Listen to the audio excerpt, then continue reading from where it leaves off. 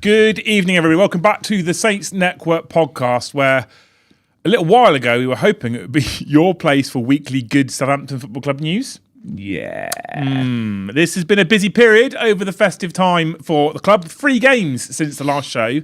I'm sorry that we haven't come and done shows for each game, but life I'm gets also in the way. not that sorry. We really only have Sunday to do shows. And if I'm going to be completely and utterly honest with you people, I actually legitimately messaged Ash today and said, I don't want to do a show. Did I not? Yeah, no, you did. And that was at 1-0. That was at 1-0. So we have got 3 games to talk about. We aren't going to go through, because there's 3 games, right? We're not going to go through and review each individual game in specific detail. We'll look at some of the kind of key points. I think the title and the thumbnail, for me, kind of sums it up. We'll talk about the problems that we think exist at the moment, which I'm not sure whether that's great content or not, because I think we've been smashing our head against this brick wall for a few weeks now. I'd love to know what you guys think as well. I'm a bit sad because we've had 3 games of football. They've all been shit. Yep. Let's be honest. Yep. Picking up 2 points from a potential 9. And I wanted to come on with a happier show because it is, in fact, our 1-year anniversary. Woo! There goes That's as exciting as it gets, team. All right, just that woo. Oh, my God. It's not been a good festive period for us, is it? It has been absolutely atrocious. Yeah. Dreadful. Awful. Well, I mean, the stream title that I used came from our friend Ian. He's not watching live because he's currently on the coach back from Middlesbrough. Lol. And if I get rid of the chat, I can pull the title up from us. And this is literally what he put in the group chat, wasn't it? He put it in the group chat. Yeah, he did, yeah. So he normally stands behind us at St Mary's when we're in our season ticket seats. And he just wrote, clueless, gutless, rudderless, useless, effortless, pointless. And I was like, I'm going to use that as a title. Hard to disagree with it, really. Exactly. I don't think there's a way in which I can disagree with anything that he was said on there. So, that if you were unsure what to expect, but that's where we're at. So Monday night after the show on Sunday, we went away to Birmingham. We did. Birmingham. And there was some interesting lineup choices, in my personal opinion. So Cienza got dropped for Jay Robinson. Well, yes. And Elias Ulert made his way back onto the bench. Yes.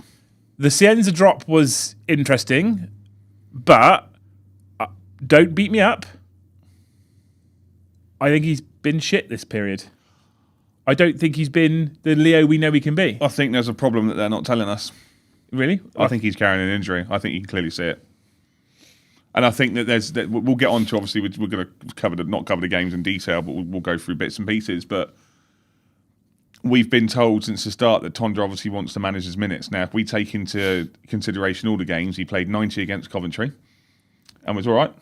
Wasn't the best. But obviously the thing is he was performing to such high standards that when he does drop off, obviously it's going to be noticeable. Yeah, I agree. Then we played Oxford on Boxing Day and he took him off at 1-1 and said he was managing his minutes. Then he didn't start him against Birmingham and then brought him on and said, we're managing his minutes. Then brought him back into the starting lineup against Millwall. And okay, he wasn't the best, but he still looked like our most threatening player on the day. And took him off at half-time and said he's managing his minutes. And saved him for the 4-0 defeat at Middlesbrough. Genius. Well, so Birmingham first game, 1-1 draw. Yes. The only thing, the positive I can take from that game, for me, the only positive I can take from that game is that substitutions came on and then combined to score the goal. All 3 of them did, yes. And I think that's the first time I've really seen what I would consider a reasonable substitute-based impact happen. Not forgetting, of course, Birmingham got promoted last season from League One. They're a new Championship side. We got relegated last season from the Premiership. So we are also a relatively new Championship side, not League One side, but Championship side. Premier League. Same thing. And so realistically, the gulf between the two clubs should have been quite different. They were also missing their captain, their star player, etc., etc., etc. So, the game, I think, for me, at 1-1 away at Birmingham is quite a disappointing result. And let's be honest, the game was boring. It was awful. It was so boring. And what was interesting is once Elias Ulert came on, if you've seen the goal, Cam Bragg plays a beautiful through ball to Yulert, who's on the outside making a run, and the ball goes straight through the channel, and he whips it across the face of goal at essentially foot to knee height, and Cam Archer gets a foot on it and puts it in the back of the net. Who'd have thought it? Well, imagine that. Right? Strikers score goals when the ball's given to him in the box. Who'd have thought, right?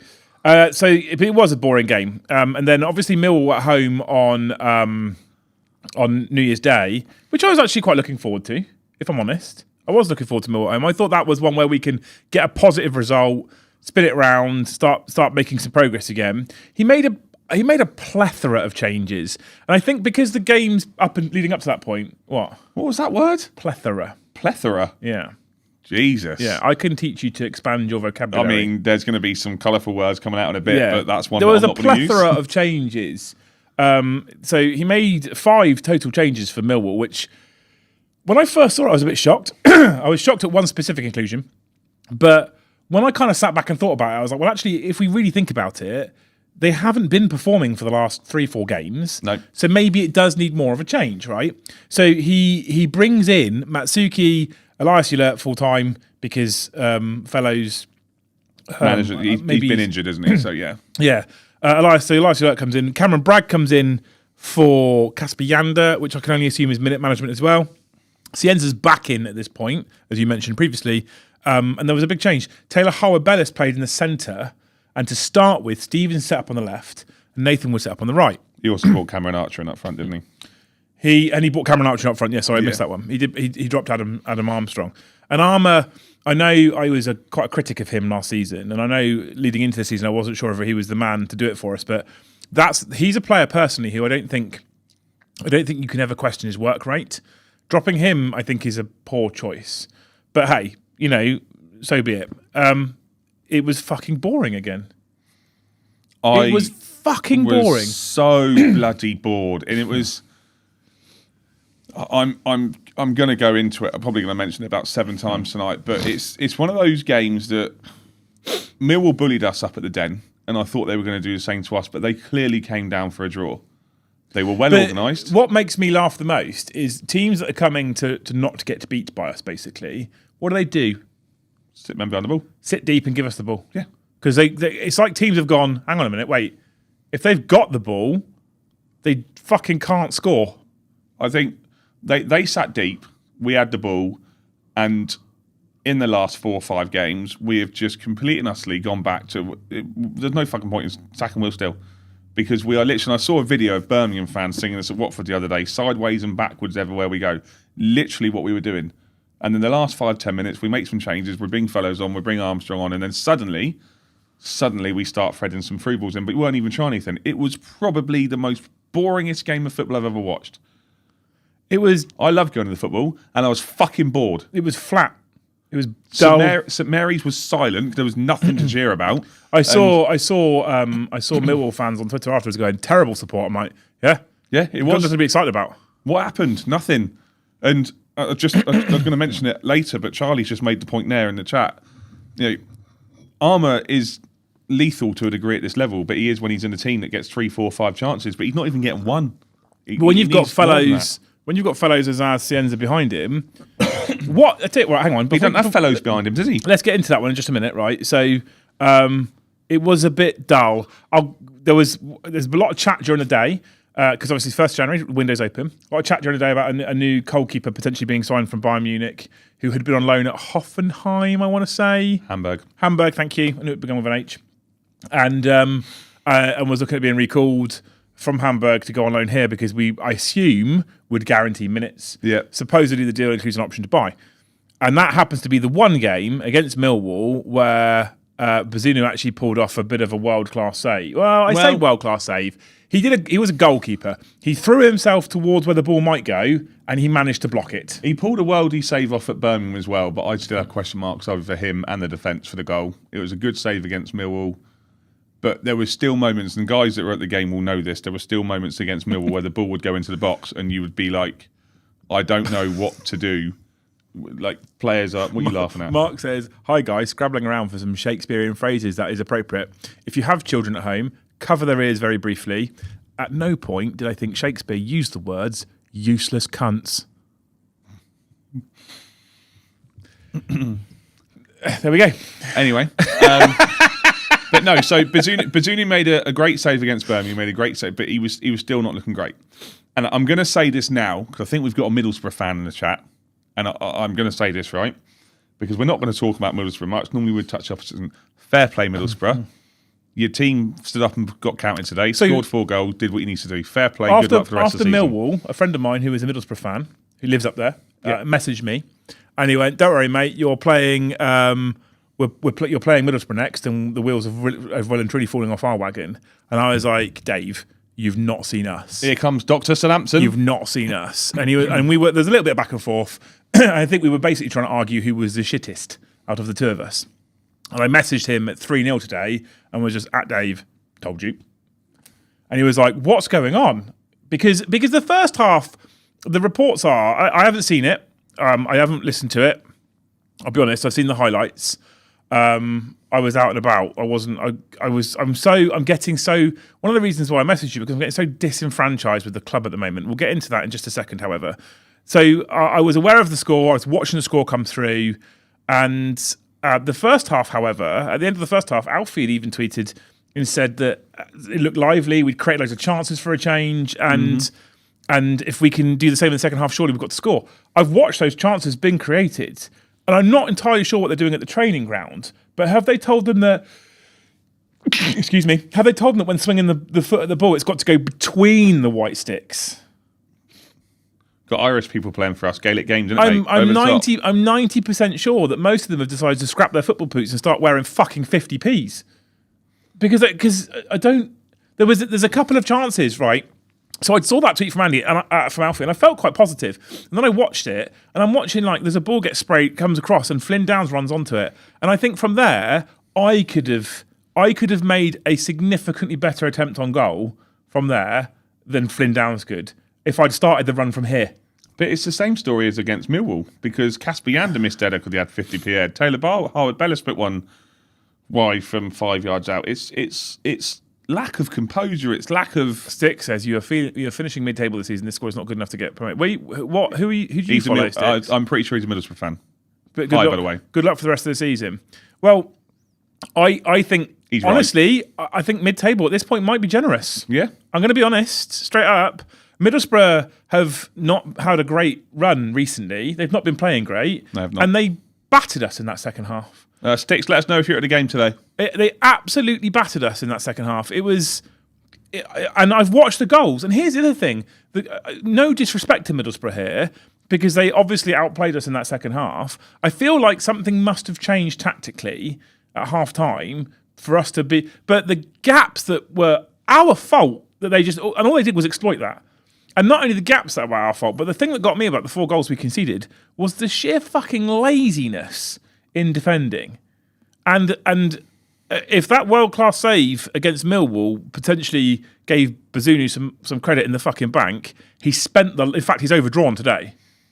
Oh, he's bankrupt. Honestly. Absolutely shocked.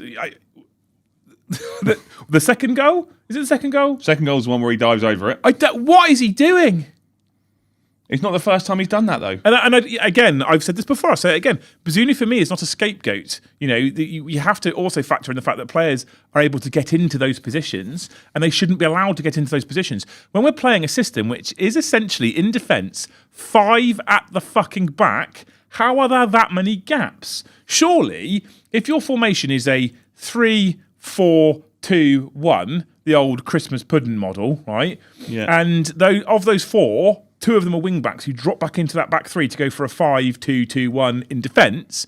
If you're doing that 5-2 in defence, essentially playing 7 defensive players on the pitch at once at that point, how are there so many gaps?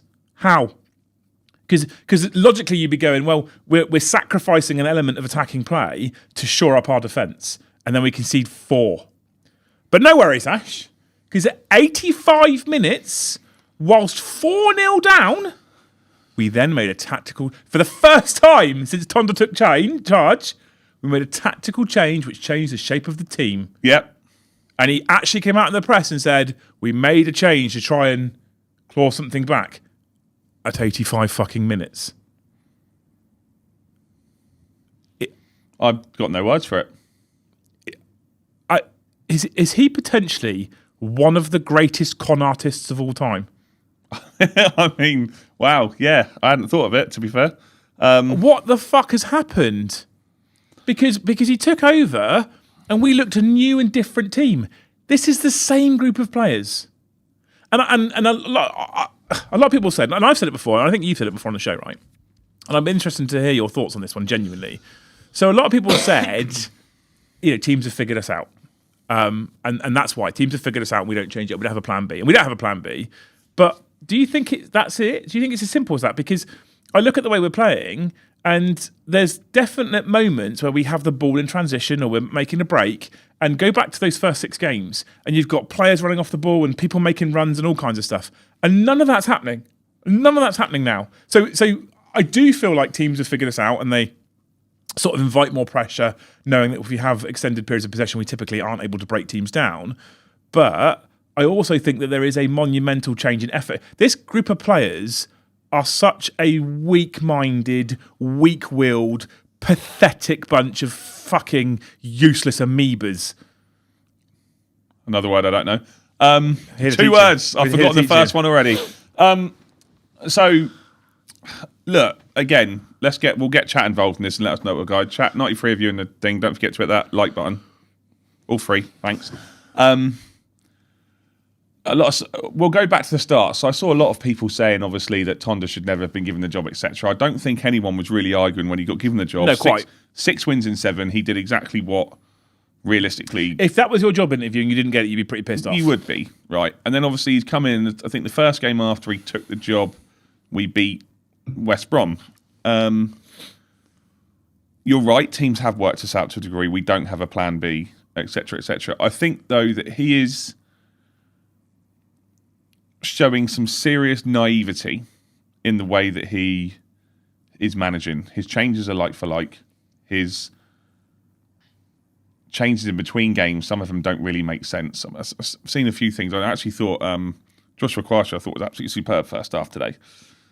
He was big and strong and doing everything he needs to. Got us out of jail a fair few times, but I like Quasha. We're having Jack Stevens being brought back in, and a lot of people saying there was no leaders on the pitch today. And look, I'm gonna completely jump ahead to where we thought we were or could be, etc., etc. This is all down to the people at the top, because we've got no leaders on the pitch. They fucking knew that.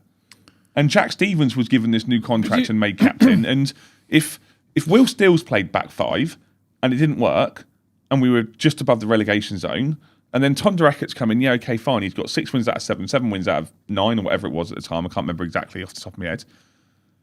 And then he's played the same way. And do you know what? If you win in 2 and lose in 1, and win in 2 and lose in 1, and win in 2, draw in 1, lose in 1, fine. If you're going on that sort of run, it's not an issue. We haven't won in 6 games. Not only have we not won in 6 games, we haven't looked like winning in 6 games. How many minutes since we scored a goal, you said to me earlier? What, us? Yeah. Oh, well, it's like 200 minutes roughly. But Middlesbrough hadn't scored in like 5 hours before they scored against us. And I'm not saying, look, football's football, right? You get teams that do that. And obviously, as Saints fans, we knew that Middlesbrough were going to score, so they could have done it. And you get players that teams beat anyone and everyone. It happens. That's what we love about football. But what's really concerning me at the moment is that there is nothing from the club today. And at the moment, from everything that's come from the club, and we'll get on to more details later, it's absolutely... I can't think of the right word. I'm so bloody angry. It's tasteless. It's completely off-paced in where they are. They seem clueless. The admin don't seem to know they are. Which the thing is as well, what gets me the most about this, and Paul, NZ Paul says the sort of same thing, right? And this is one of the things that really annoys me. And I'm gonna make my little rant that a lot of people disagree with, and fine, I get it, but these fuckers are being paid a lot of money a week, right? They get paid. Some of them get paid more a week than some people in chat. Some people in here get paid in a fucking year, right? To play football. It's literally most kids' dream job, right? To play football. So they've managed to get themselves from I want to play football for a living to professional careers. Most of the players in the squads have at least had some level of Premier League experience. So in my opinion, literally played at the highest level, right? Because I think the Premier League is the best league in the world.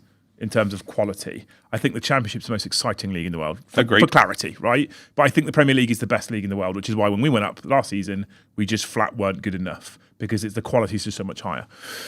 So these guys have had the drive, the determination to make it to professional football, because that doesn't just happen, right? Not everyone's a Letitia, No, true. right? Not everyone just goes, yeah, all right, I'll turn up, I might run a couple of paces, I'll score a goal.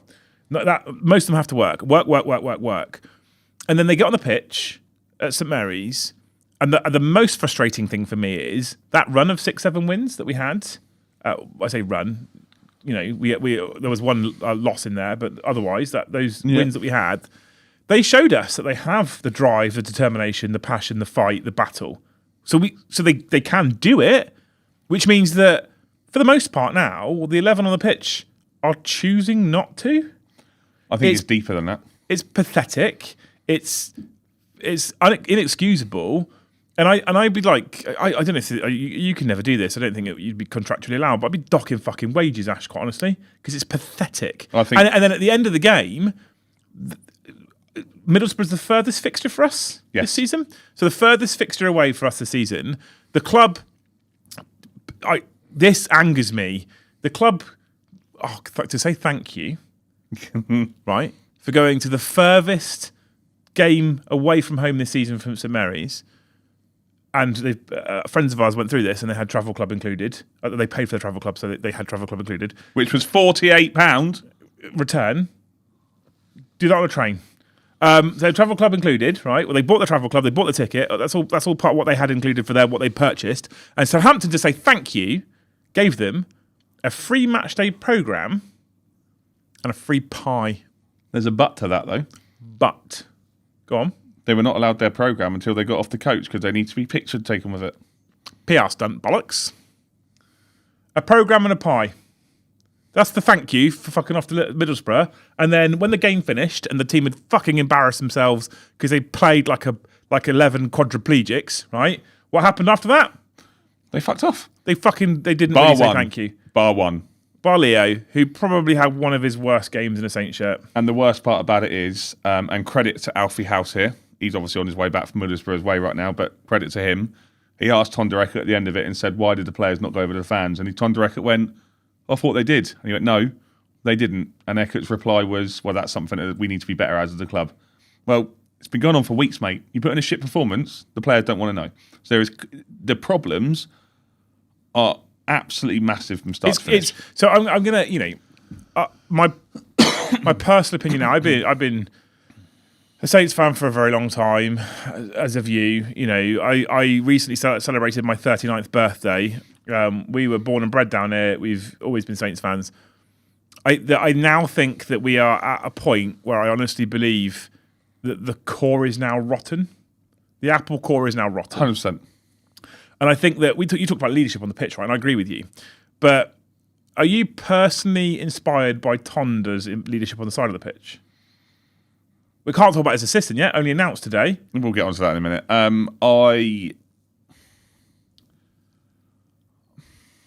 Do you know what? It's difficult because I see when it was going well, it's easy to talk well when it's going well, if that makes sense, right?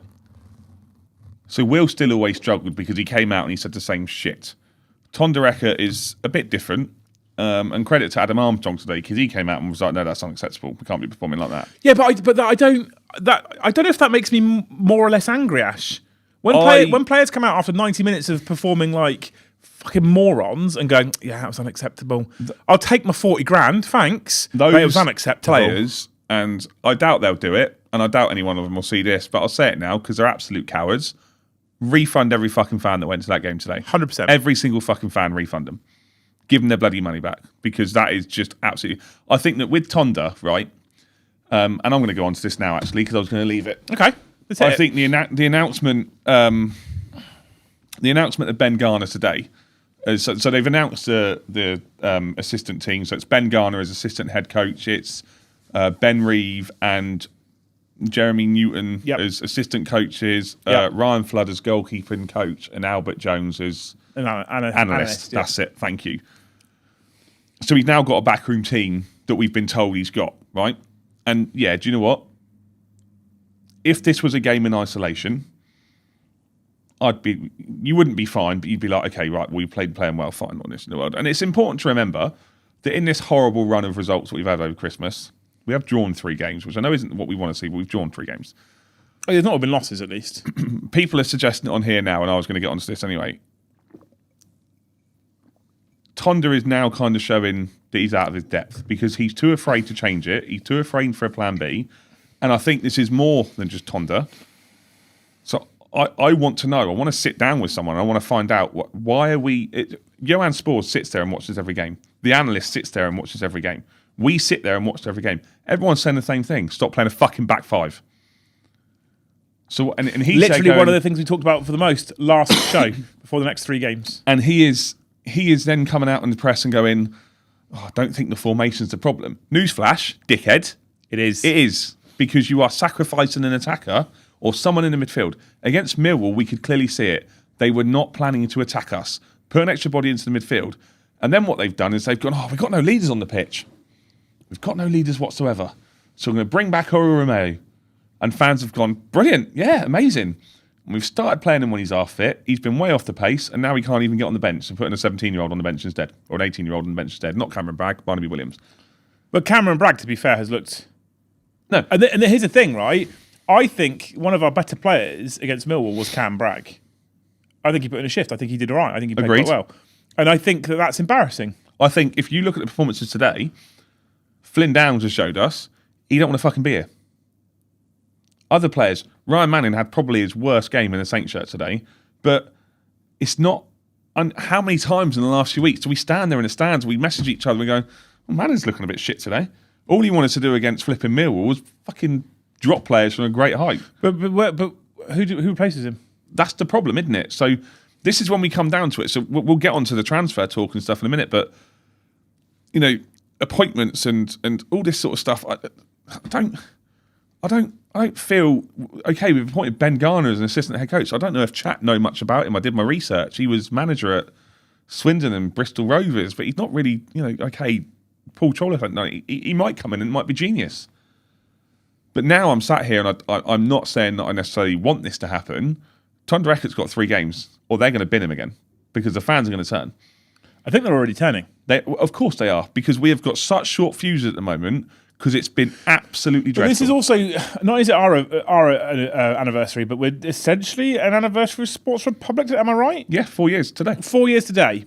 So 4 years, relatively established Premier League club. 13th in the Premier League to 15th in the Championship in 4 years. And I think that I saw some rhetoric on social media about people that were saying, Tonda out, etc. And then I saw... underneath it, I saw people saying, ultimately, it's part of Saints' problem now is that the fans just call for the manager's head immediately. The thing is, what we've seen recently is that the only thing that we seem to be able to inspire them to do is to sack the coach and bring a new one in. And I think the fans are going to go, well, we're going to keep doing it until you get someone who's fucking half decent. Now, don't get me wrong. Do I think Tonda is the problem? No. The problem's multifaceted, yes. Right? The problem is there's so many different layers of problems. So the coaching staff are kind of no ones, essentially. The playing staff themselves need to take a real long, hard look at themselves. And they won't, because why would they? Because you know what happens if you sit on the bench? You get your 40 grand a week. Do you know what happens if you play? You get 40 grand a week. Do you know what happens if you don't sit on the bench? You get 40 grand a week. So they don't give a shit. They don't care. And so they know full well today, at the end of that game, if they walk over to the away fans, they're going to get sworn at and shouted at and told to fuck off. And so rather than going up and standing in front of them and taking that like men, like, man, I don't have to. Cowards. And do you know what I'm going to do? Take my 40 grand a week. Absolute cowards. And I've just seen Paul say that, like, was our expectations for the season too high? Look, I think that we all went into the season potentially thinking that we were going to be challengers, etc., etc. I think after the first 10, 12 games, a lot of us were there going, look, okay, potentially, it's not been great. We're not going to be doing that this year. Even now, Tonda took over, and obviously after his 6 wins in 7, we were there potentially looking at the playoffs. We were looking at the playoffs, and there's so many arguments we can talk about. We can talk about appointments. Paul's he's mentioned Death Star has invested a lot and don't want Saints to fail. No one disagrees with that. It's what they've invested in. Absolute shit. Now, I do think we probably set high expectations. What football club doesn't? No, of course. But when you come down from the Premier League, there is a natural expectation that you should be one of the stronger teams in the Championship. Now, I was there for the Premier League season. I had a season ticket. I went to all the home games, bar maybe one because of work. I went to a bunch of away games, and there were periods of time where we were giving big teams the fucking runaround. Mm-hmm. We were giving Man United's and Chelsea's and Liverpool's the runaround at times, right? It happened at times. We scored goals against most of them. So there was an ability there. There was an ability to play football. There was an ability to create chances. I'm not suggesting for any moment we're good, but when you're able to semi-compete at that level, and we didn't really compete because we got battered and we went down with a terrible record, but when you're semi-able to compete against those teams and you come down to the Championship, which, I'm sorry, quality-wise is a cut lower, you would expect then that your quality shines through. Moreover, we remove some of the dead wood, and I think, if you look at... and I will actually probably include Kwashi now for certain. And you look at Caspiander, Leo Cienza, Tom Fellows, Finazaz. We bought in very good players. Finazaz and Tom Fellows, proven Championship players at this level. Cienza, unknown, has proven to probably be one of our best purchases, although he has gone missing lately. My personal favourite purchase, genuinely, Caspiander. My personal favourite purchase, Caspiander. So we've taken a team that was sort of semi-competing at times and playing some decent football, and we've strengthened them arguably for the league that we're going to be in, and somehow we're now playing worse football. And we are, and it's pathetic. And the thing that gets me the most, Ash, is that the level of pathetic is predominantly the reason why I think it's so ridiculously heartless and cowardly is because the effort levels. And we're back to being second to every ball. And if you look at the third goal today, you pointed it out, Flynn Downs. Yes, yeah. Watch that goal, chat. Watch that goal as the player gets the ball in the box and he pulls it back across the box. Flynn Downs, you're right, just got to stick his leg out and that ball's his. And he literally just watches it roll past him. And then it's in the back of the net. And then throws his arms up. The level of effort is utterly pathetic. Utterly pathetic. And I think it's right. And I think the playing staff, the thing is as well, we can, like, I don't have any skin in the game with Tonda Eka. I don't care. I actually really liked the concept of Will Steele. I did. I was so positive with Will Steele. I was so positive of the signings that we've made. And then a few games in, I was going, this doesn't make any sense. And it didn't make any sense. Tonda then takes over from Will Steele, same fucking team, essentially the same formation, and goes, win, lost, win. And I was like, Jesus Christ. Okay, I was right. It didn't make sense. Because now he's got these players, and look at this. It didn't make sense. Clearly, something wasn't quite right. No, right, yeah. And now I'm back to, it doesn't make sense again. It's the same fucking group of players under the same manager.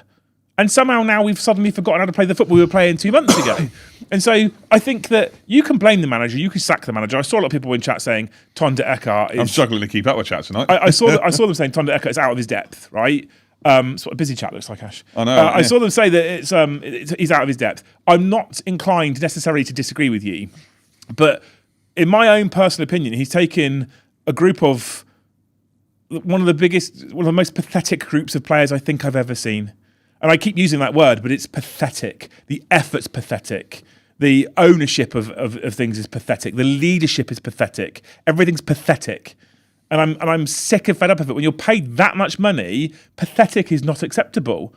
And yet somehow we live in this world where there is no... If you performed the way that some of these players are currently performing at your job, right, in terms of where they can perform, where they are performing, if you performed at that lower level at your job, what's going to happen to you? No, my boss loves me. No, he'd bin me. Right, absolutely. Seriously, you're going to be disciplined. Yeah. We've got to have words, and if it doesn't fucking improve, you'll be out. And when it doesn't improve, guess what? You're fucking gone. And how have we got these overpaid fucking hair gel wankers, right, who are paid ridiculous sums of money compared to other people? And Adam Armstrong, I love him this season, honestly. That was unacceptable. Yeah! All game. And the last 2. Last 6. Exactly. I mean, we're specifically covering 3 games today, but yeah, absolutely. Like, it's been unacceptable for a fucking while. So do something about it, you lazy prick. Captain on the day? I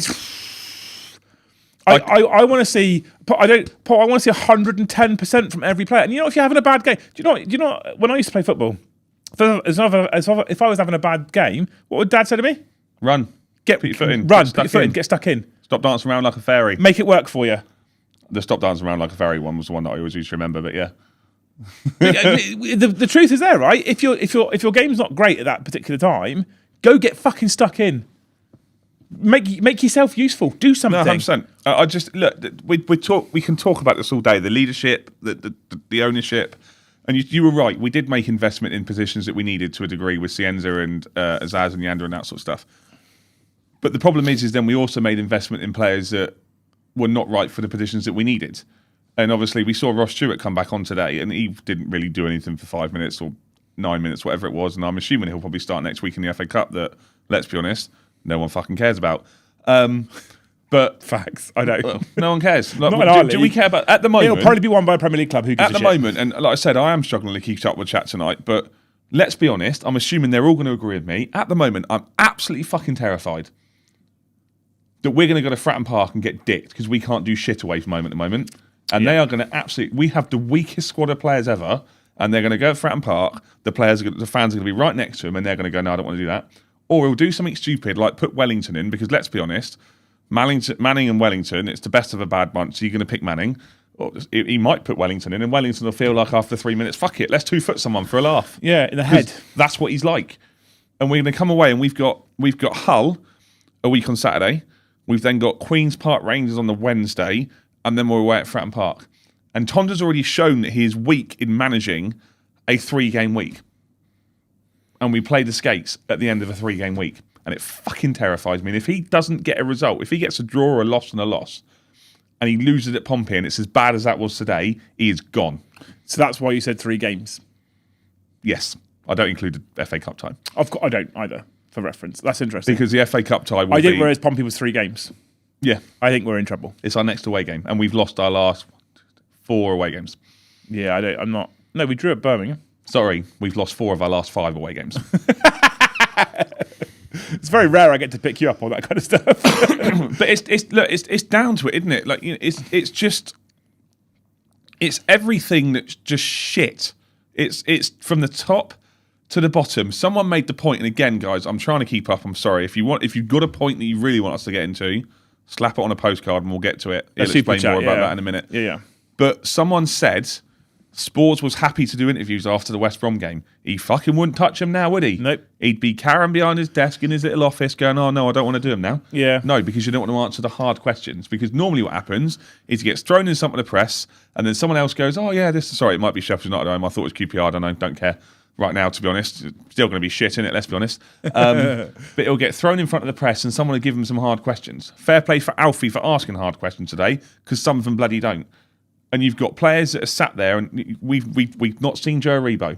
Sam Adozi's back fit, we've not seen him. And you're right, these guys are all taking massive wages. Ryan Fraser's nowhere near it. Damien Downs is now, apparently, we'll get onto transfers in a minute, apparently just about to go back to Germany and take a loan deal. If that's not an admission of failure, what is? Absolutely. And this is the point. I think at this point, and maybe Saints fans agree, maybe they don't agree. At this point, and I'd love to know your thoughts, and I'll talk about the postcards in just a second. But at this point, do you know what I would like? Do you know where I would be happy now? I want the fucking club up for sale. Yep, get rid of them. I want that pack of fucking useless wankers and this shit multi-club bullshit that I can't stand. I want them gone. I want it all gone. I want to go, you know what? Write the fucking season off. Just don't get relegated. Get rid of them all. Get a new fucking leadership team in. Build some kind of identity into the club again. Build some kind of philosophy into the club again.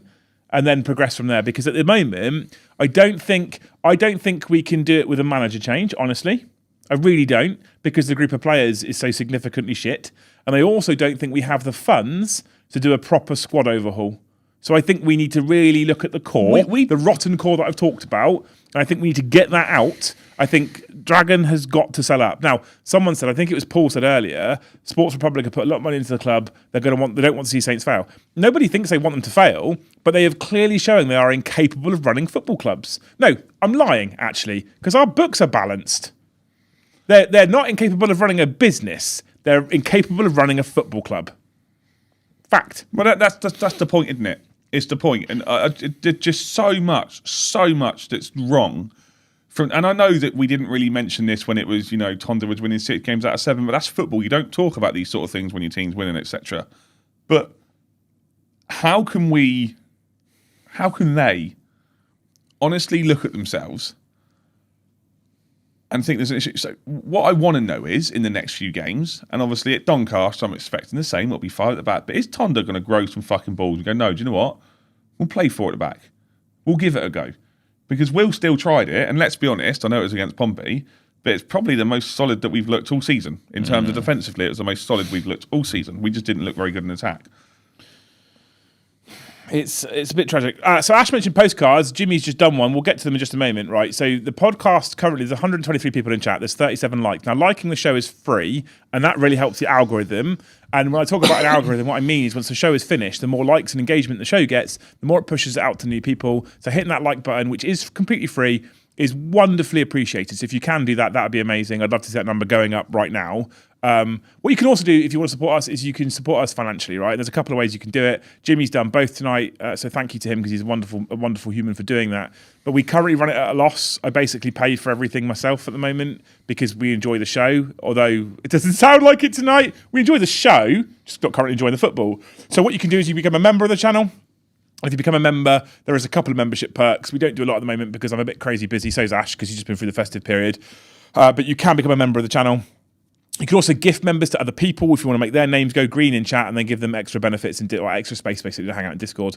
And then finally, you can, what YouTube calls a super chat or super thanks if you're watching on demand. You hit the little $sign. You can build a postcard. We call it postcards because it's bright and colourful and you have to pay to send it. And I think it sounds cooler than super chat. Yeah, but, it does, yeah. And you can type your question out like Jimmy's done and it will come through. And at the end of the show, we make sure we go through every single penny that anyone spent. We cover it off, right? So if you do that, I guarantee we'll talk about and answer your question for you as well. So, and subscribe if you haven't. Yeah, and subscribe if you haven't already. That as well. I mean, if you come to YouTube and don't expect to subscribe nowadays, then right. So, I think we've kind of gone off piece and we just started taking so it. So talking about the squad, right? Let's just jump on the squad for a bit. We've got another 15 minutes before the show ends, or close to. Talking about the squad. So Ross Stewart played today. Yes. So he's fit. He's not match fit, but he's fit. I'm never going to class him as fit, but yeah. So how long does he last before he's injured again? 2 weeks. Yeah, you give him 2 weeks. Yeah, okay, cool. So it gives us an option. But when you think about the most attacking football we played under Tonda so far, actually under Will still as well, do you think Ross fits? I think if we can get the play, right, and this is a big if we can get any sort of point, I don't think Tonda, there's questions about people losing the dressing room and stuff, and we will get onto that. Josh, you have a very big super chat, but it's too long to send. Just make it shorter, mate. Or 5 super chats. Or 5 super chats. Yeah, do that. Fine. Whichever, just do that. It's not an issue. We'll answer him. We will definitely answer him. If you've got a team the way we're playing now, which quite clearly what Tonda wants us to be is fast and furious from the start and free flowing. Obviously, it's not been clicking, it's not been working, and there's obviously other questions we'll answer about that. But if you can remove one of those, so what I would personally like to see, and this is my opinion, I would like to see a 4 at the back with Alert at right back. Agree. And I want to see Fellows in front of him. And I honestly, at the moment, would play Taylor and Kwashi. I would, and I want to see Fellows moved up the pitch. Obviously, I want to see Azaz come central, and you have Fellows and Cienza Wise. That's my opinion. And if it's everyone's fit, I would play Yander and Shea Charles. 100%. And at the moment, because of the way he's been recently, I'd play Yander and Cameron Bragg. Yep. But I think Ross Stewart is the player that does offer something different. And I think that and I know I've said this enough, but I think his contract's up at the end of the season. They're not going to renew it, and I wouldn't. And I'm a big Ross Stewart fan, but I wouldn't renew it because he's barely played. If he can stay fit, then he offers us a good option. He's a championship goal scorer. Saw it at Sheffield United, is what he can do. The problem comes... Dominic says, didn't Ross limp off at full time? He would have... He always, to be fair, he would have... I'm not even sure he was necessarily ready to be on the bench today. Okay. I think potentially it was a game too soon and he should have been benched for next week in an FA Cup game and given half an hour. Okay. Because you give it another week, hard press training, all that sort of stuff. It's just shit. It's just... And then I don't agree with pretty much... I don't disagree with pretty much anything you just said there, right?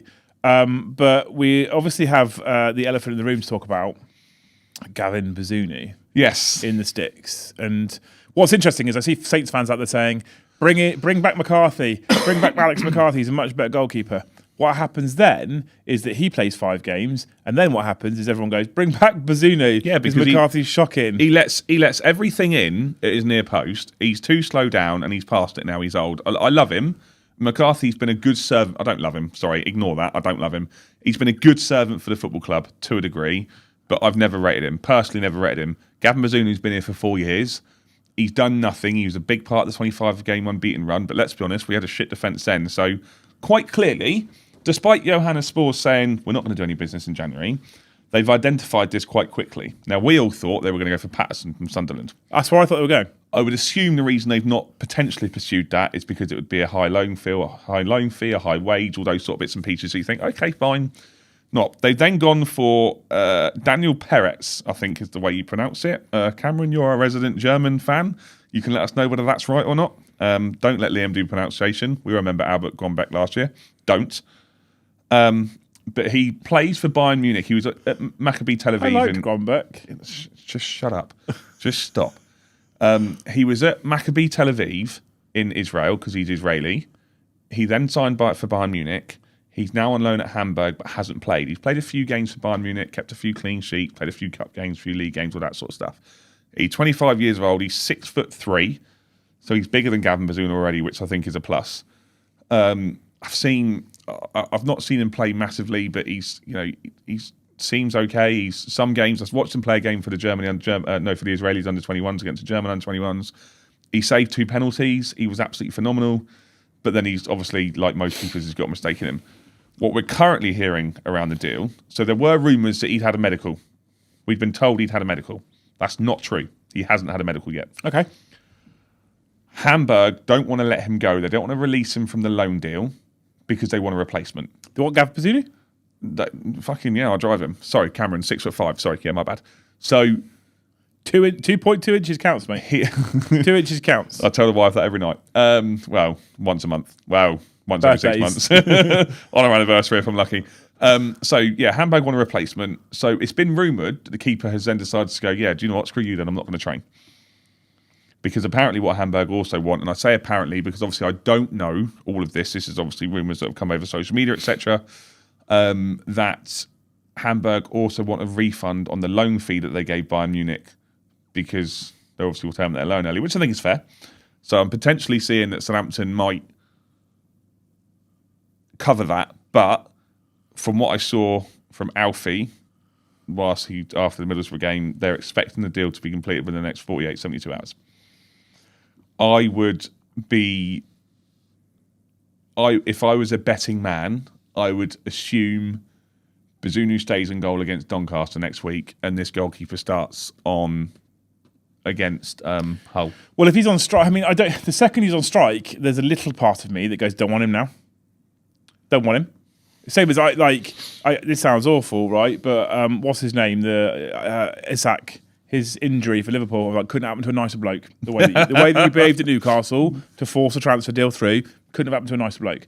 So the second he goes on strike at a club that paying his wages, I'm like, bell end immediately. So there is that, but I can only assume that one of the reasons why he's gone on strike is because we've told him he is a first-team player. He wants to play football. And he wants to play football. He's a starting player. So he's going, well, currently where I am, I'm not starting, which is also a concern. But I can only assume that we've gone, you're going to be a starting keeper and all going well, we'll sign you in the summer and you'll be our first team goalkeeper in the Championship or the Premier League if we go up, which we won't, right? So that's my assumption. But I do, honestly, the second a player goes on strike, for me personally, if I was in charge of a football club, I'd be like, right, you're out, you're gone. Having said that, someone said to me the other day, do you really want to sign this guy? And obviously, Patterson was my favourite, and not favourite, the one that I favoured. Gavin Bazunu today. Rebo on strike, judging by his performances. Yeah, fair point, to be fair. 100%. Judging by, say, I've seen people mention this, and I have this stat as well. Gavin Bazunu saved 20% of the shots that came towards him today. And one of those shots is the one that they scored the rebound on. 20%. That means 80% of the shots that went against him, funny enough, so he had 5 shots against him, 4 of them went in. So you're like, Pathetic. okay, brilliant. That goal that shot that he saved as well. He's got to be stronger. Old Gavin chocolate wrists came in again. This is the problem with him. We've been saying this. He came in. So Sports Republic came in, and I'm going to have my Sport Republic rant right now. Well, one of many Sport Republic rants right now. They came in, and they went, right, how many years ago it was? And it wasn't just Sports Republic. In fact, I'm not sure it was them, but whoever it was, they were like, right, we're going to buy half of Man City's youth team. And we're going to buy Sam Edozie and Romeo Lavia and Gavin Bazunu and a couple of others who I forget now, right? And Bazunu started, and he was okay. And Bazunu's got a world-class save in him. He's an athlete. Of course he has. Every goalkeeper's got a world-class save in him. You'd like to think so, or why be a goalkeeper? You know, fine, whatever. But all of them, and I had this argument in Discord earlier, someone said, oh, Lavia was a good buy. Was he? He was good business to get in and sell, but he only played Jan Laris was the other one. He only played 20% of the games, 30% of the games, then was injured for the rest of the season. We got relegated. If he'd have been fit for the whole season, potentially would have been better. But we've done all of these, and then obviously after that, and I see your point you said, after that we then went and got Shay Charles and THP because we had this, can't remember who it was, connection. Jason Wilcox was there, and there's a guy, Paul Shields, whatever his name was, had these connections so we could get these players in and do all that sort of stuff. And Bazunu was with us, and he was rubbish for the Premier League season first time round, and we were like, oh yeah, he's young. Then you're in the Championship, and he was still letting goals, and you think to yourself, you know, I remember once distinctly being stood in the stands at Plymouth, at home to Plymouth, where he's gone to try and turn the player, and the player's just literally knocked it off of him and gone, "I'll go easy goal." And then we've gone back up to the Premier League, and Rambo's come in, and he's gone out on loan to Standard Liège, and even the Liège fans when they came back were like, you know, thanks, he was shit. And then he's come back in, and obviously, yeah, do you know what? He is a young lad. I think he's 23. He's a young lad. Confidence is a big thing, especially for goalkeepers. And I know my boy can hear me right now because he's in the room behind us, and I know he loves Gavin Bazunu, but he's just not good enough. He needs to go away. He needs to go to a club. And I know this is going to sound like a stupid thing to say, but he needs to go to a club where there's no pressure. He needs to take up a different sport, I think. Okay. Being mature about it, he needs to go to a club where there's no pressure. He needs to go to a team that's in the Championship that aren't expected to go up, but mid-table. But I don't think that his overall game improves. I don't think what you're saying is, you know, and you're saying he needs to be a 2002, 2003 David Seaman, right? If he's got a great defence in front of him, he'll be all right in goal. That's what you're saying. No, but this is another... Am I wrong? No, you're not wrong. But this is the point, right? This is another... Ryan just said there, Celtic. I would generally suggest at the moment that no player goes to Celtic, especially after yesterday. Yes. But my point is, like, David Seaman was, I don't think, a very good goalkeeper, and I think a lot of that comes from Dad's opinion of David Seaman not being a very good goalkeeper. But what happened with Seaman was look what he had in front of him. Of course, he had an amazing defensive. Yeah, it was Sol Campbell, Keown, Dixon and Winterburn and Winterburn. Ashley Cole, and then it was Ashley Cole, etc. And I'm like, you know what? I think I'd look good in goal with them four in front of you. Because nothing, and then just in front of them was fucking Patrick Vieira. Nothing came through. But Bazunu has quite clearly developed into the goalkeeper that he is today because they like what he can do with his feet, which is absolutely one of the things that's fucking wrong with modern football right nowadays. Oh, do you know what? He's a goalkeeper. I mean, Sports Republic like to buy us strikers that never score goals. So why buy a goalkeeper that can't do stuff that you need a goalkeeper to do? Because that's just stupid, Talking about strikers that can't score goals, apparently, as you alluded to earlier, Werder Bremen are open to talk to take Damien Downs on loan till the end of the season. Just don't let him drive because he'll crash. Cool, off he goes, bye, no problems, that's fine. So, you know, we've talked about the coaching staff. We're in January. I almost don't want to suggest we do too much in the way of transfer business because I think the club needs a leadership change. We can go two ways. So I agree with the idea that the club need a leadership change. Obviously, I think everyone does. Is there anyone in chat that thinks Sports Republic have done a good job? Yeah, don't be shy. Actually. Don't be shy. Respect opinions. And I'm gonna expand a little because I think that their business-based management has not been bad.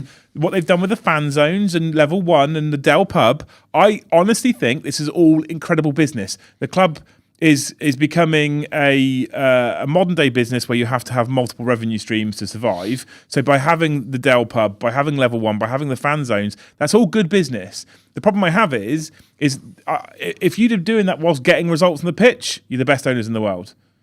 If you don't do any of that Level 1 stuff and all that extra stuff, and you get results on the pitch, you're a good leadership club. If you do all that Level 1 stuff and you don't get results on the pitch, you're shit. At managing a football club. As a business, the club's making money, the business is profitable. Yeah. When we went to New Year's Day against Preston, it was close to a sellout, right?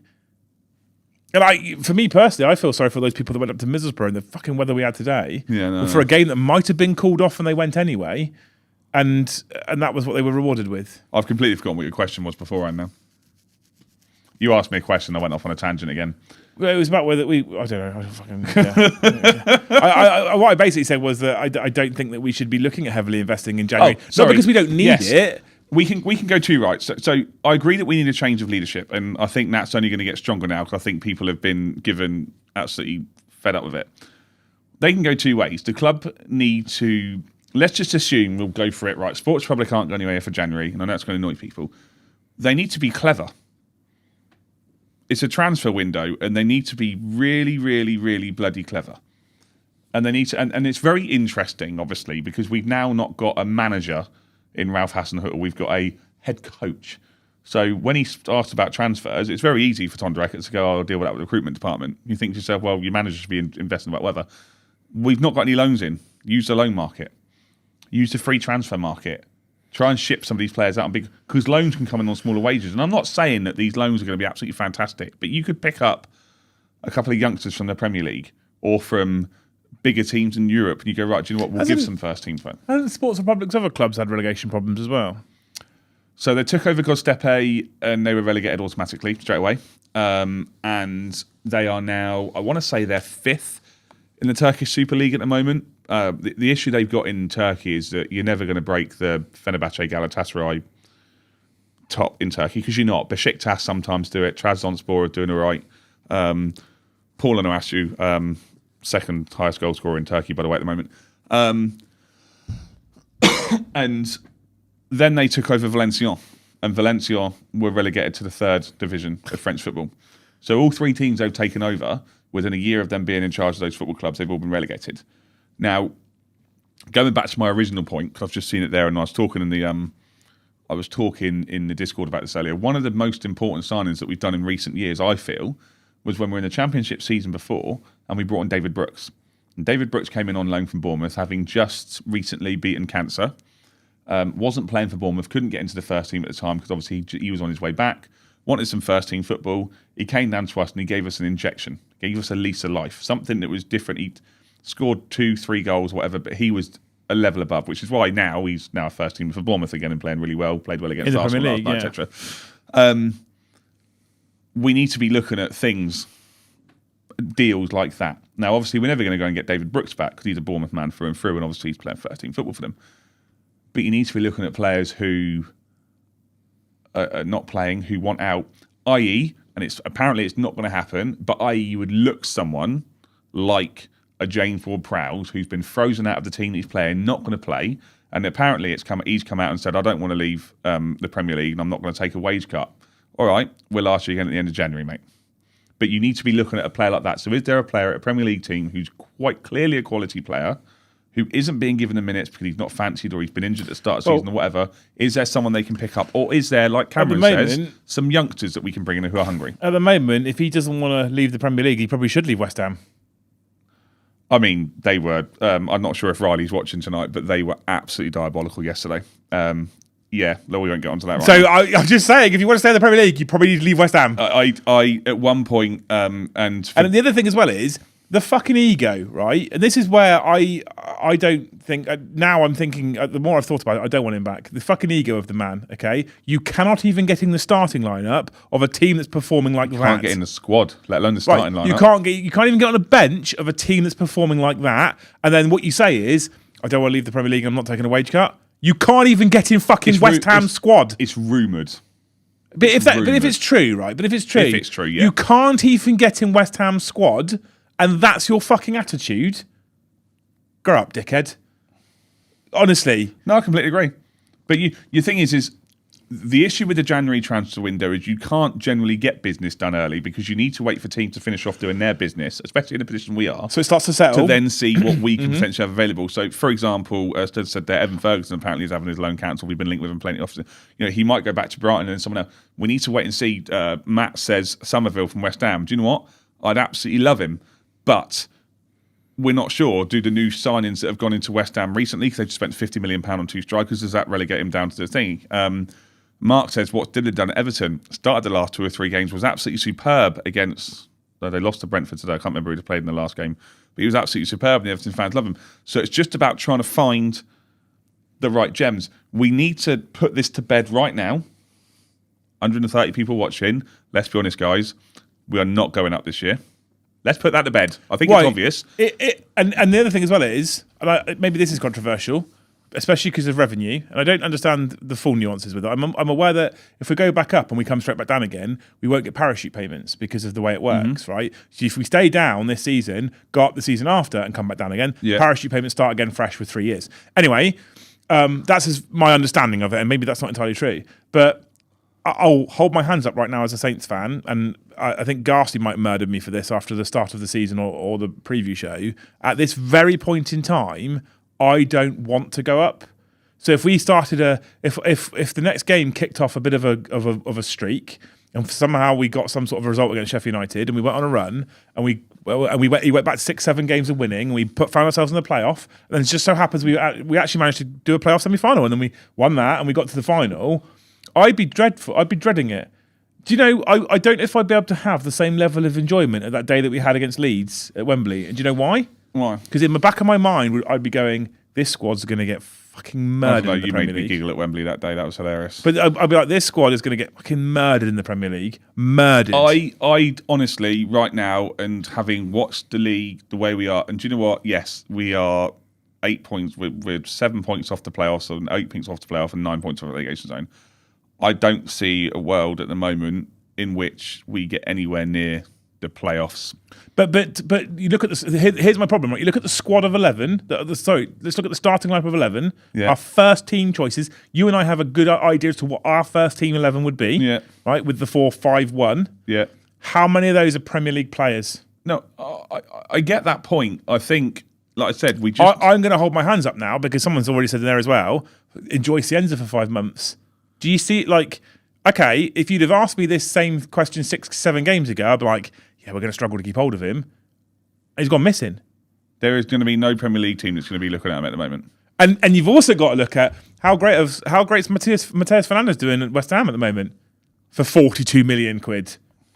So I don't actually think Cienza, who's gone right off the boil for the last 6 games and is arguably now just getting bullied by other teams. Teams have figured him out. He's the most foul player in the league, I think, if I remember rightly. He is, yeah. But so he's just getting bullied. So Cienza, I don't think is a Premier League player.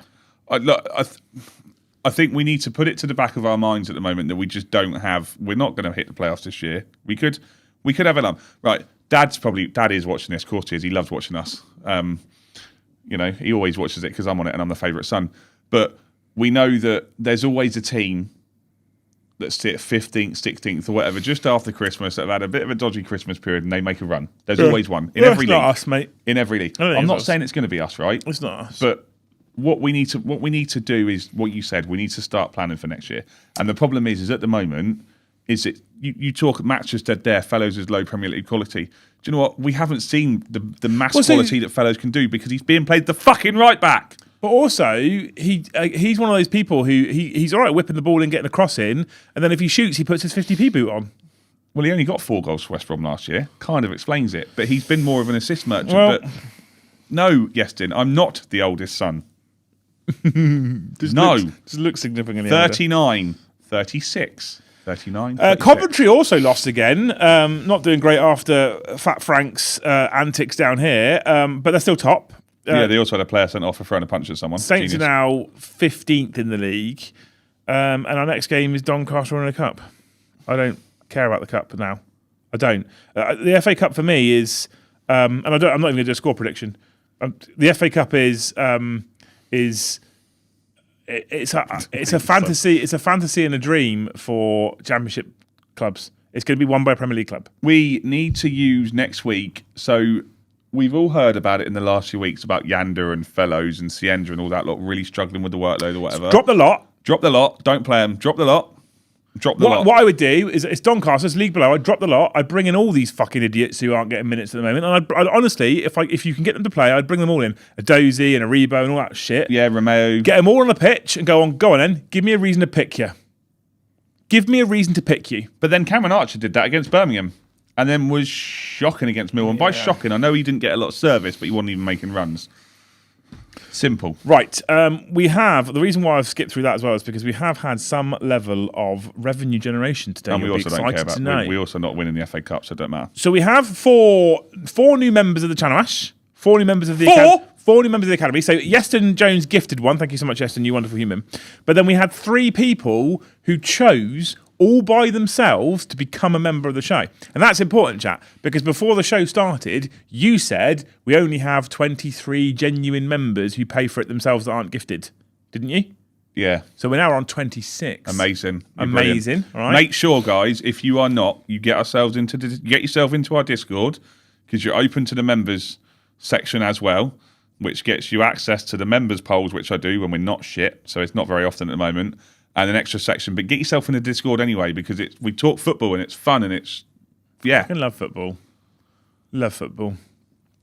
I watched not just all Saints fans as well. By I the way, watched Arsenal versus the first half of Arsenal versus Bournemouth yesterday, and I don't know if you've seen Bournemouth's first goal. I have, yes. And I was like, "Fuck, Saints' kit's changed." And then the player that did it, right, literal minutes later, rifles home and makes amends, and I was like, "Oh no, it's not Saints." Yeah, it's Gabriel though. Isn't he? He's a world above others. He's so brilliant. We can say a big thank you to Mark, Ryan, and Jimmy Cheese for all becoming members of the Academy. Absolute legends, guys. Thank you very much. Jimmy specifically, chat, also has his own content. I think it's YouTube and there's lots on. We get tagged on Facebook by him a lot. It is, yes. However, he hasn't done a lot recently because he's had the flu, which we all have. Yeah, but horrible. Go and check out his content, guys. It's pretty good. He comes and bumps into us at St Mary's quite frequently. Fucking lovely bloke. So go support him as well because he's an amazing human. He also sent us a sweet crisp $5 and said, "Has Tonda told the players to do something they don't want to do, and now they aren't playing for him like they've done to every manager previous?" He then put a comment straight underneath, which I remember,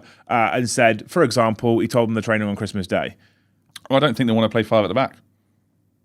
But I don't understand the first 7 games in Ash. They are under a manager. They are playing for someone who they're not sure. You know, they're going, right, hold on, we've got a new manager in charge and we probably need to impress. Now he's got the job. We'll go back and do what we need to do. But I don't understand. That doesn't make sense. Surely as a footballer, what you sit there and you go, do you know what's really fucking good? Winning. We've had one good half with Eckert in charge since he's been permanent manager. But what? If you're winning games of football as a squad, right? If this squad of players who he got those victories with, the same fucking squad of players that he got those victories with, if they'd continue to play that way, continue to keep that energy, continue to keep that tempo, right? Here's what happens: we climb the league. We probably end up in the playoffs. We're quite confident and strong. You might even start tickling automatic promotion if you kept playing that way and you kept winning, right? Which means more money. Do you know what, it means more money. Do you know what also happens? Is if you do really, really, really, really fucking well and your contract's up for negotiation, you can ask for new money. And what also happens is Premier League clubs go, they look all right. But and players, if you're playing well, especially if you're at a championship club, if you're playing really fucking well, you can earn yourself a move to the Premier League because another club will go, they look half decent, I want them, right? You can do that. So we can't be bothered to play anymore, we're not playing for him now. If it's true, it is the most fucking stupid thing I've ever heard. Because all you do is you end up like an Aribo, right, who just doesn't play, and he's not going to get a big money move. He'll probably make some sort of decent wages because of who he is if he goes off to a foreign country somewhere to play his football. But, like, I just don't get it. James Ward-Prowse, that attitude you talked about, if it's true, and we don't know if it's true, but if it's true, that attitude is rotten because you're not playing football. So I'm not taking a wage cut. So when your contract expires, they're going to go, fuck off then, mate. I don't see what other explanation there is for Tonda Eckert gets a job and we win 6 games out of 7. And then since he's been in charge, we've had one good 45 minutes out of 8 games. What I need to do is we need to hire. I know he's a bit old now, but if we can hire Sir Alex Ferguson for a couple of games, and in the changing room, just leave a bunch of loose boots lying around. Could he move his leg to do it nowadays? I don't know. Just leave a bunch of loose boots lying around. If we can start booting boots in people's faces, maybe we'll get some sort of fucking response. Maybe we'll speak to Taylor Howard-Bellis and get his. So the truth be told, Jim, to reply to your comment. The truth be told, I don't know, but I think the squad is mentally weak, and a bad performance. We then hit this like slump and run. We don't seem to. What was it? Oh, was it Ian Holloway said we don't have any bounce back ability? Ian Dowie came up with that. Was it Ian Dowie? Was it? Sorry. And I'm like, I can't. But we don't. We're so mentally weak and mentally pathetic. Whether it is that they decided not to play for him because he made them train on Christmas. I mean, I was surprised they weren't going to be training at Christmas with a game on Boxing Day. Well, they had Boxing Day off, didn't they? They didn't fucking do anything. Well, quite, yeah. Joshy boy, he then actually did do 2 super chats. Oh, what legend! I think it was 3 actually. It was 3 actually. Thank you. He said, part 1, if we sack him, we won't get a good coach, not a high level. The new assistant will get it till the end, and that's it for the season. Agree. And I don't know who this guy is, but yeah, absolutely. I just want to throw in there. I don't think there's any point in sacking him, but I think if we carry on going the way we're going and we end up being embarrassed at Fratton Park, then the fans will start turning against the owners, which they should do. And we know what they'll do. They'll put a plug on the manager. 3 points or less in the next 3 games and a loss at Fratton Park, and I think he's gone. Yeah, I agree.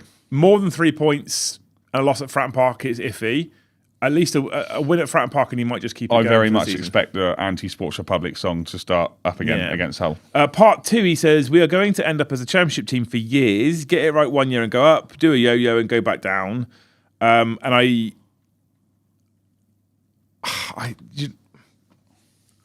don't know how many people agree with me on this one. I'm going to say it anyway. Would being a long-term championship club be bad? Because, and I know people are going to point to clubs like Sunderland, but do you know what? At least for the most part in the championship, every week we go to a game, we don't know who's going to win. And I kind of like that. Right, so this is where it comes heart and head, doesn't it? Everyone wants their football team to win. Everyone wants their football team to be the best. If you want your football team to be the best, then you're going to want your team to be in the Premier League. Right. Okay, that's the first point I'm going to make.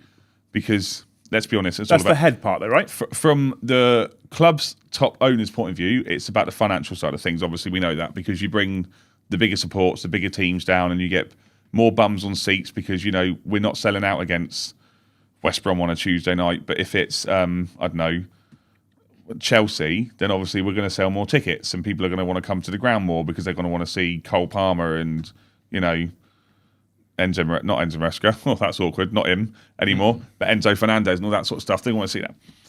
The hard part is, do you know what? You enjoy that bit. You enjoy that that competitiveness of the championship. But we have to remember that for a long time, we were, especially with Ralph in charge, we were a good team. We just want to be proud again. So Jim nails it, right? I don't care anymore. I just want our team to be something to be proud of. Literally, I can't say that right now. Literally, we go to those games and we see it there, and the players are too cowardly to come on over because they're being given Fs and Jeffs. And I've been at times before. I remember years ago when we got relegated from the Championship to League One, and we had, I think it was Jan Portfleet in charge. We had all the kids playing, and we lost 3-0 at Crystal Palace, and they came over and they got fucking up booed, but they were kids and they stood there and like, do you know what? We were awful tonight, and they stood there and they took it.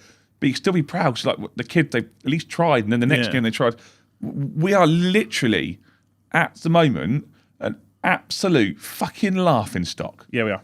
Absolutely. Top to bottom.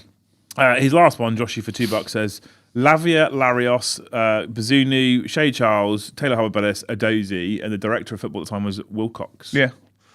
It's all the same. And do you know what? The worst part is that we talked about all this absolute clueless nonsense. And apologies if I offend anyone by saying this, but what do you get through from communication from the football club at the moment?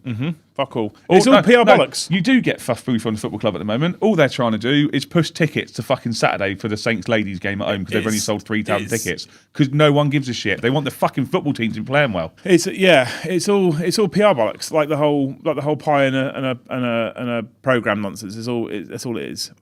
Paul says we want to be competitive, preferably in the Premier League. So yeah, what every player, what every fan wants is for their club to be in the top league and be able to compete.